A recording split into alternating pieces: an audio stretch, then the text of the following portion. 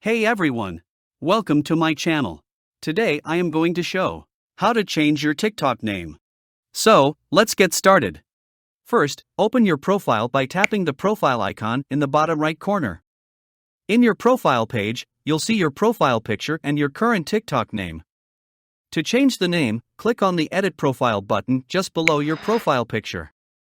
In your Edit Profile page, you'll see a field labeled Name. Click on this field. After clicking on the name field, a new screen will appear where you can type in your new TikTok name. Remember, TikTok names can only be changed once every 7 days, so make sure you're happy with your choice.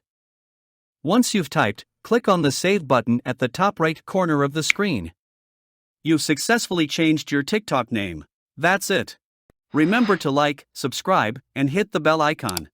Your comments and feedback are incredibly important to us, so please feel free to share your thoughts in the comments section below. We love hearing from you. Thanks for watching.